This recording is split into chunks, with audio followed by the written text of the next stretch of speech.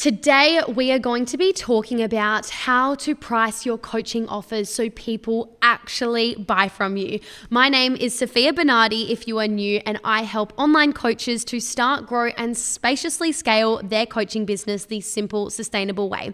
I have made well over $3 million in my business without ever burning out, and one of the many reasons that is the case is because of how I structure my pricing. So that is what today's training is going to be all about, because most coaches aren't making the money they want, not because they're not good enough. Some people are way more skilled, way more qualified than the people making the most money, but it's simply just because they're undercharging, they're overgiving, or setting prices out of fear instead of actual strategy. They are undervaluing themselves. Others price too high too soon without the confidence or positioning or sales calls to back it, and then they wonder why no one buys. So there are a lot of variables that really matter here, and I'm going to be addressing all of them today.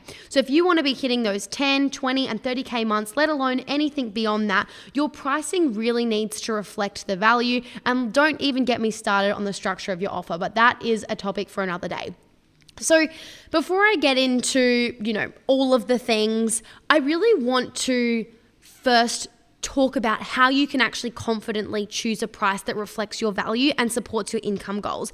And one of the many ways I'm going to be doing that right now is actually ask you some questions and give you some things to consider so it helps you come to a price that feels really aligned and actually makes sense, rather than just choosing a random number that feels right. I want you to be so sold on your offer. I want you to believe and feel that it is a no-brainer, because that is what is going to do majority of the selling for you. So, what does it cost you to actually deliver your service? And don't just think about money, because we're pretty lucky in the service-based industry that often, especially if you've designed your coaching business correctly, it shouldn't really cost you that much money. And there are lots of things that you could link to money. So what does it cost you in terms of your time? What does it cost you in terms of your energy? What does it cost you in tools like subscriptions required to actually provide this service? What does it cost you in team that's supporting you in the back end? What does it cost you in support? So it's not just about how much does it actually cost you in terms of, things you might give them or provide for them, but what do all these other things cost you? Because time is money, energy is money. These subscriptions are literally money. So is team, so is support, and so is your expertise. Some of you are in the mindset and healing space, and you might think, oh, but I don't offer a monetary result, blah, blah, blah. You have paid thousands of dollars for really awesome life-changing qualifications. These qualifications like hypnotherapy, NLP, human design, and I could go off and list a whole bunch of other things. And these things cost you money. They cost you time. They cost you effort and energy. And it's important that you are charging accordingly. Think about lawyers and accountants and all of these people. They're not necessarily spending loads of time on, doing something, but they charge so much money because they've got degrees, they've got experience, and they have linked a certain value to the significance of what they do, not necessarily the time they put in. So just take that into consideration. Next thing I want you to ask yourself is, does this price align with your goals? How easy are you making it for yourself to actually reach $10,000, $20,000, $30,000, $50,000 per month, whatever it might be? Does it match the quality of your work and the transformation that you offer? This is really important. If you're trying to attract this high quality audience, then your pricing actually has to reflect that. Is it aligned with your ideal client and the brand positioning you're trying to create? Or is there a mismatch and some incongruence going on there? What does it cost your client not to have this solution? For me personally, it costs my potential clients, so AKA coaches that don't have a coach, aren't working with me, it costs them actually hundreds of thousands of dollars to not be working with me. Do you know how I know that? Because I have so many clients that have made hundreds of thousands of dollars as a result of working with me. Do you know how I know that? Because I last month alone brought in contracted revenue of nearly $340,000. I didn't get there by luck, wishing, guessing, hoping, trying to figure it out on my own. I've had a coach every single day from day one in my business. That is what it is costing my potential clients to not work with me. Now, I'm not charging hundreds of thousands of dollars, but even if I'm charging $10,000 or around that realm, you can see automatically how that's such a no-brainer in comparison to the cost of not working with me and the gain and the benefit of working with me. Does that make sense?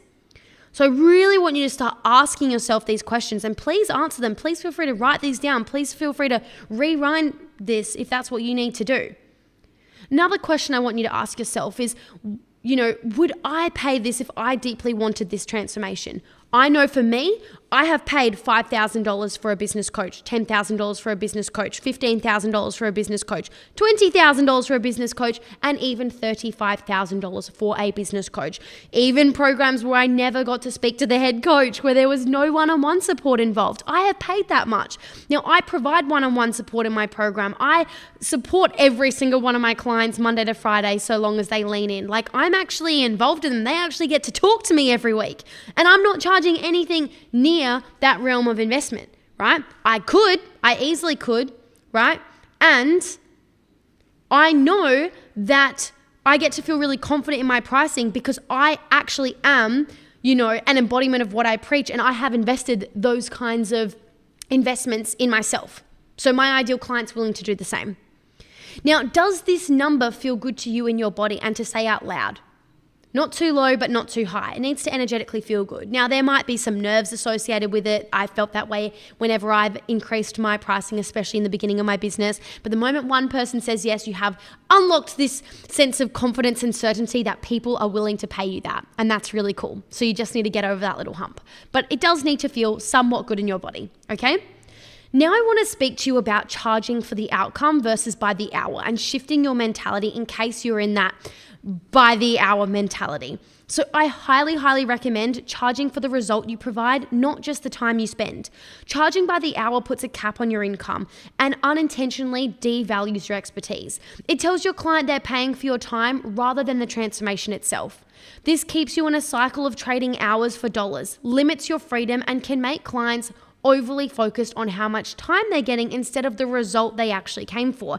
And this is the very difference between us as coaches versus therapists and counselors and other industries that are very much, capped on, scaling because they charge by the hour. We don't want to do that. Coaches are outcome orientated people. That is the industry we're in, and you need to act accordingly, right? Otherwise, you won't have a scalable business, and it's as simple as that. When you charge for the outcome, you're positioning yourself as a solution provider, not a time provider, and that's what creates real value, deeper commitment, and a scalable business model. Otherwise, you essentially punish yourself for being good at what you do because you're quick at getting people results because you're great at what you do, right? A 1 hour breakthrough could be worth $10,000 if it saves someone years of struggle, for example. Undercharging leads to resentment and burnout, attracting unaligned, low commitment clients, inability to invest back into your business, struggling to hit your income goals even while working harder, and needing to quit your business, stay, or go back to your full-time job. So to stop undercharging, we need to reverse engineer your income goals. For example, charging $2,500 for 4 clients is a $10,000, month if you signed 4 clients in a month, for example, right? If that feels good for you, maybe that's a good pricing based on your offer. So many variables at play, just an example. You want to position your offer as a premium with strong messaging and clear outcomes. Tangible, direct outcomes is the first thing I support all my clients with when they start working with me, so that it actually matches the pricing that they choose, which should be premium pricing. And you want to add more value if needed, not more hours, okay? So there's a difference between the two.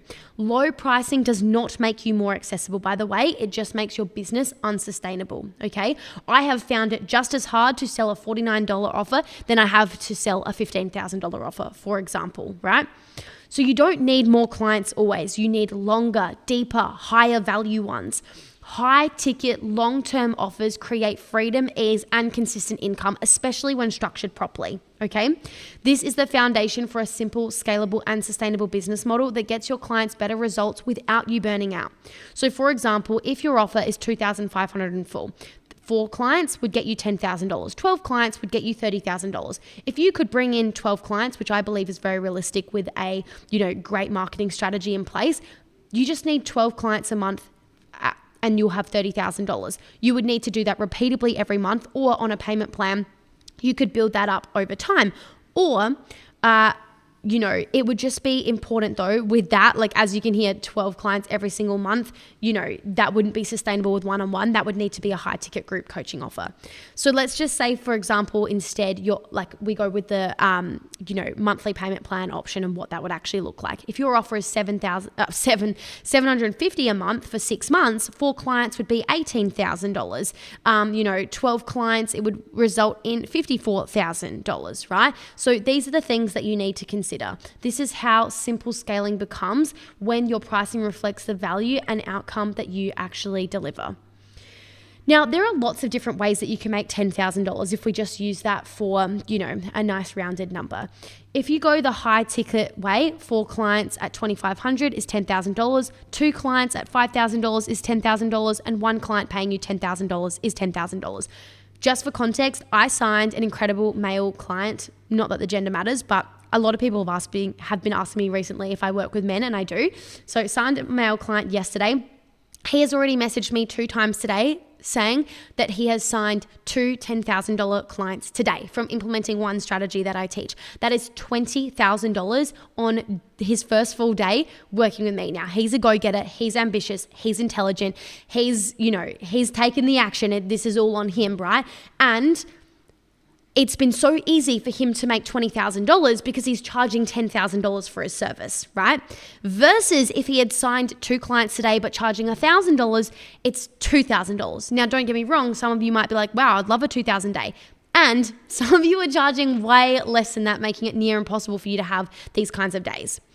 Option 2, mid-ticket volume, right? Let's just say you had 10 clients paying you $1,000. That would be 10 clients, or $10,000, sorry. 5 clients paying you $2,000 would be $10,000. 3 clients paying you $3,333 is $10,000. See how there's different ways of bringing in $10,000. Some require more clients, some require less, just based on how you charge. And then a low-ticket version, which often requires a fair bit of hustle. So many people think, it's, self-paced, it's passive income, it's going to be easier to sell, and it often just does not work that way. There are lots of factors at play, but let me give you the example nonetheless. You could have 20 clients paying you $500 to get $10,000. You could have 50 clients paying you $197 a month to make $9,850, or you could have 100 clients paying you $100 for $10,000.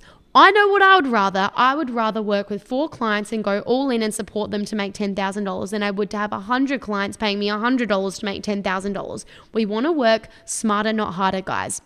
So what's easier for you, signing 4 dream clients or chasing 100 low-paying ones? I'm not sure if you've seen this meme that goes around on social media, but feel free to just Google search like $500 client versus $50,000 client. It's actually quite funny.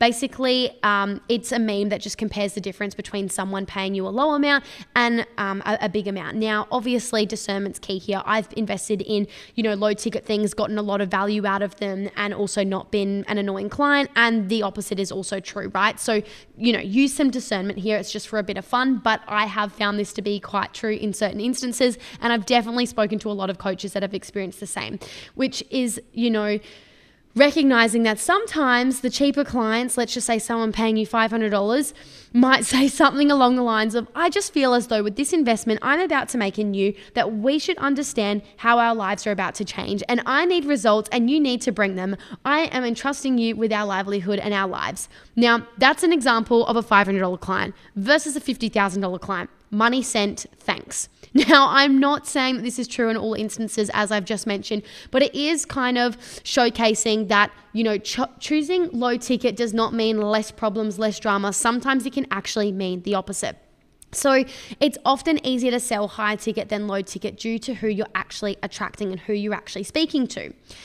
Now, I want to actually speak into the pricing mindset shifts needed to feel good about what you charge and to be able to say it out loud. So I want to reframe some of the biggest blocks that I actually see. Firstly, my offer isn't worth more.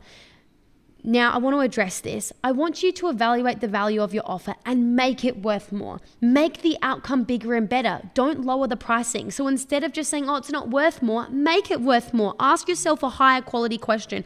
What would it look like if my offer was worth more? What would be included? How would it be positioned? What would shift? Quality questions equals quality answers. Now, another, mindset shift. I feel bad charging people who are struggling.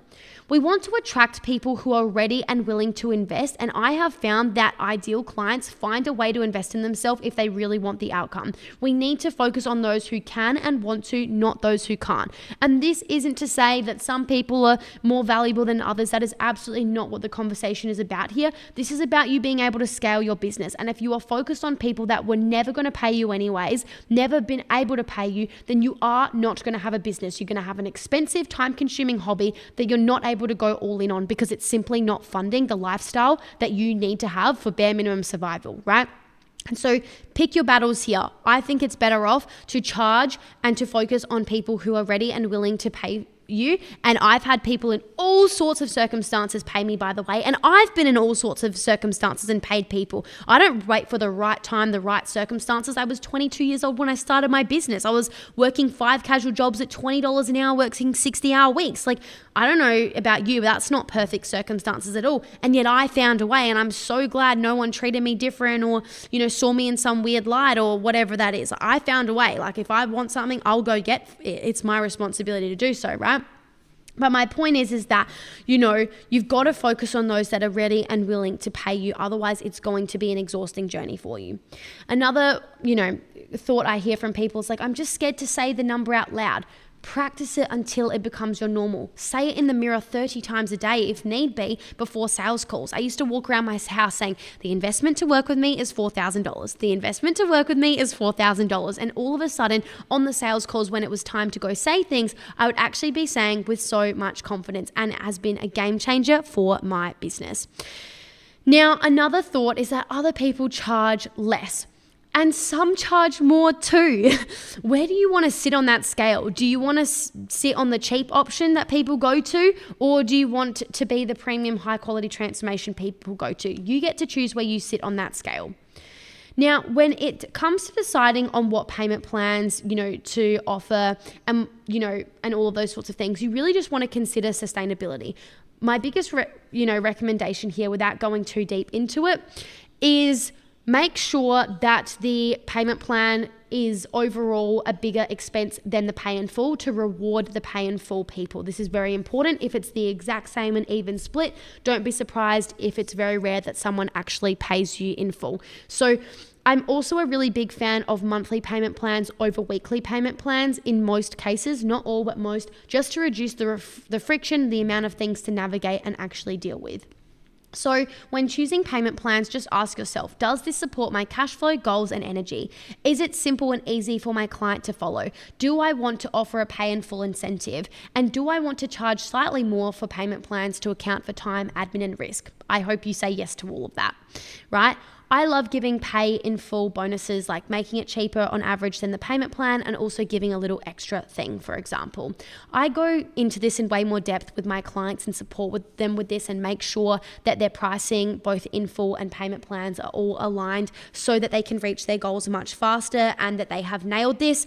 So if you are not a member of Scale School, I highly recommend becoming one. You can click the link below to actually book a call with myself or one of my Scale specialists, and we can see if and how we can help you. And if we can, then we're going to recommend that you take that next step and you join us inside Scale School so I can teach you not only how to price your offer, but how to create a no-brainer offer, how to build an aligned and seamless marketing strategy, how to build a seamless sales process, how to master the monthly event engine to, take your leads from cold and make them warm and hot and ready to buy, fast track your buying cycle, and so much more. If you want to learn seamless sales, simple systems, and sustainable strategy and everything in between, Scale School is where it's at. So click the link below, book a call with us to see if it's the right fit. There's no pressure attached. We just want to make sure we can actually help you and which of our offers would actually be best for you. So in the meantime, I'm going to be sending you lots of love from here on out. I hope that today has been really helpful for you when it comes to, setting your pricing or reevaluating your pricing and structuring things in the right way.